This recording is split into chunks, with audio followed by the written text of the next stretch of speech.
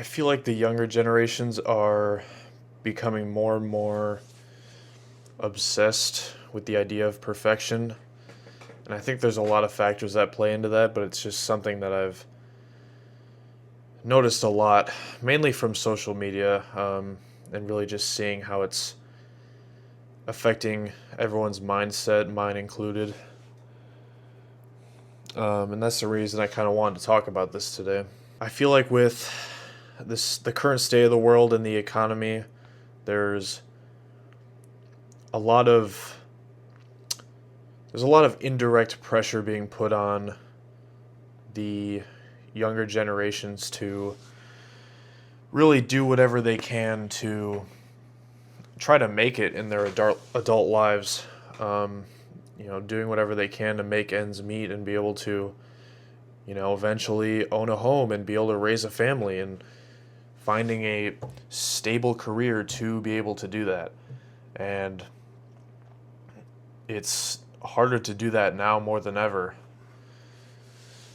because the housing market is getting more and more expensive and people are getting paid less and it's harder to find jobs. And that's a whole separate conversation in itself, but it just goes to show the amount of pressure that's being put on both my generation and also Generation Alpha to, grow up and try to, make ends meet.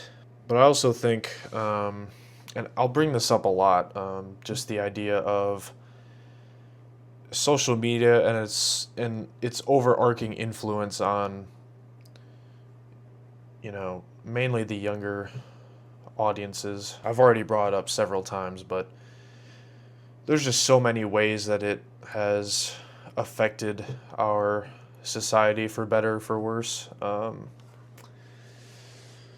So I want to talk about a couple of examples of how perfection is kind of being portrayed in a way that would make people want to be perfectionists, if that makes sense. And I brought this up in a previous video. I was talking about how gym culture has really popped off ever since roughly COVID era really started. And I think what happened as a side effect of that, the amount of people being exposed to social media influencers, fitness influencers, it caused a lot of people to look up to those creators and try to, follow in their footsteps to get on their own training journey and to, become in the best shape of their life, getting into a workout routine and trying to change their life for the better ultimately. But as you very well know, there's, majority of those people that are trying to sell their programs and their products, a lot of them are not very natural. And it's definitely given a lot of people a false sense of hope and a false idea of what is attainable and what is reasonable to achieve within a good amount of time. I think in that sense, it's kind of created this form of almost body inflation to where people are, the general standards for what is considered a good physique, what's a healthy physique, has really changed over time. I know the main example that's made online is Tobey Maguire's Spider-Man and how he looked when he first transformed to his new body after getting bit by the spider, and people were labeling that as like the level back at that time. And now, you'll see all the current photos on social media that people are posting within the last couple of years, and it's just, the difference is just insane.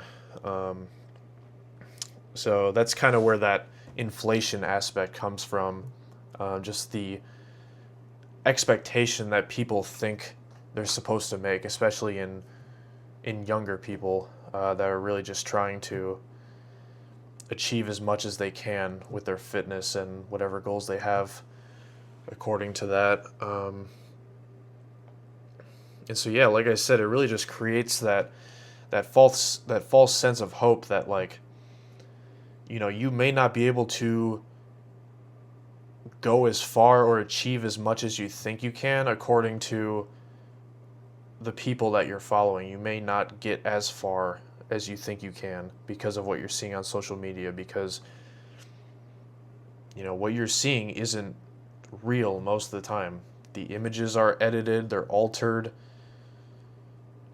they're taking steroids and other crazy supplements to get them to where they are at, and that's what's kind of bridging that gap between what you may think is possible and what these guys are attaining and trying to portray as, if that makes sense. Another example I wanted to bring up was all this stuff going around about looks maxing and trying to, I just hate saying that word, but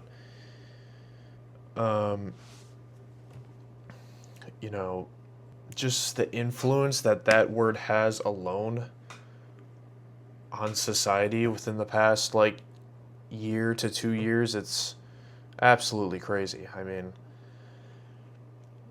you're talking about making body altercations, these surgeries to your body just to look better, just to get that quick dopamine fix because you think that making those changes to your body will, give you just a little bit more attention from women or whatever your goals are with that. And it just doesn't create a good mental state from from being exposed to that type of content. And it's really feeding into the minds of young people because it's having you tell yourself like, oh, this is the kind of attention I could be getting.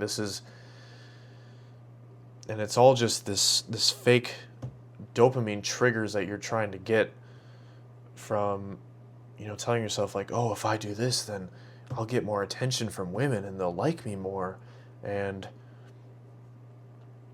I'll achieve a higher status in life. And it's just causing a lot of young people to focus on the wrong things. And it's kind of scary.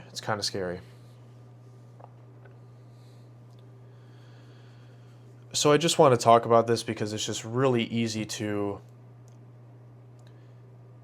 influence people in a way of selling the masses a lie. And it's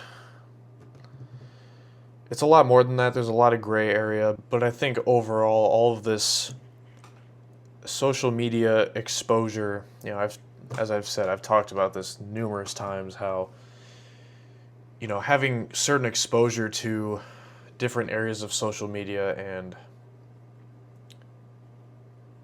seeing how other people are living their lives, and maybe you're not in their situation and you're trying to achieve certain goals, and it's they are experiencing the life that you want to live, but you're not there yet. And it's because of that, you're going to be easily influenced by those creators that you look up to and are making those decisions.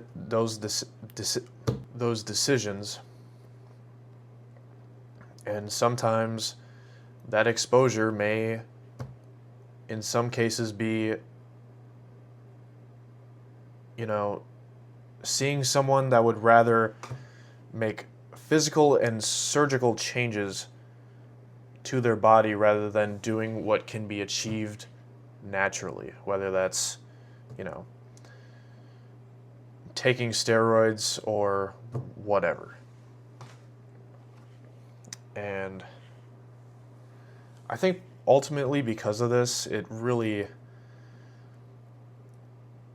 it really connects to this idea of perfectionism, because you're always going to be finding someone on social media who just does it better, who just is going to look better than the next person. You're going to find someone that, wow, like, I really look up to this person, and they have the physique that I want, that matches what I would think I would look like if I committed to years in the gym.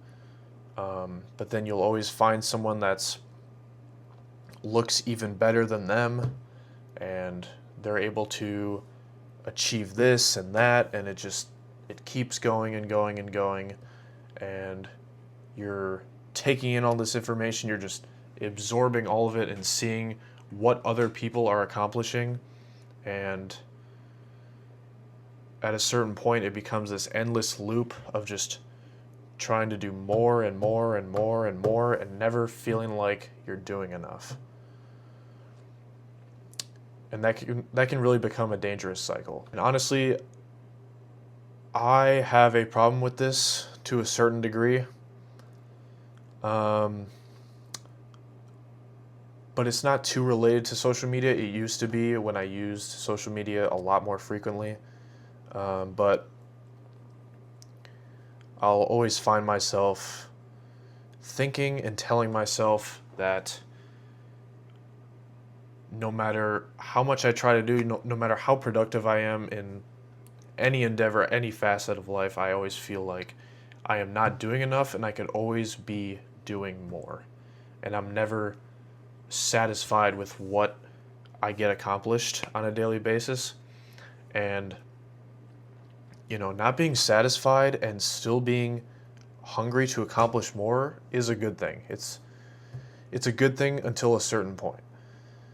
But occasionally it's good to just know when to pat yourself on the back and to be like, hey, you did a good job. You're taking it really far, and you're accomplishing a lot. You're making significant progress. So that you're not falling into this trap of, I'm not good enough, I'm never going to be good enough. And I've fallen into this trap too, where it's like, oh, once I accomplish this next thing, then I'll be good enough, then I will feel worthy enough of myself. But it's easy to, keep that going. You'll accomplish that one thing and be like, okay, now I still don't feel worthy enough. I don't feel like I'm good enough. So now let's go to the next thing, and then the next thing. So it's easy to just keep that ball rolling and not have the ability to just take a step back and reflect on what you have been doing and what you've been accomplishing. Stopping and smelling the flowers, if you will. So that is kind of the fault of perfectionism. I really try not to exercise perfectionism, but rather just focusing on being 1% better every day. Still trying to see what is physically possible and attainable in this lifetime, but not trying to kill myself doing it.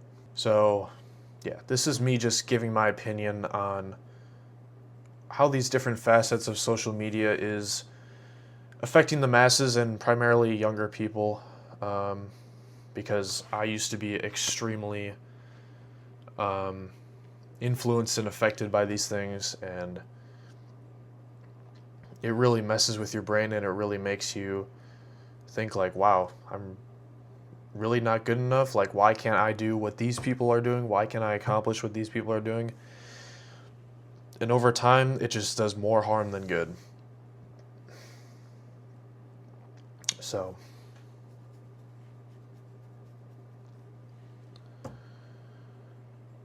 being obsessed with perfectionism is very dangerous, very dangerous. And that's all I have for today.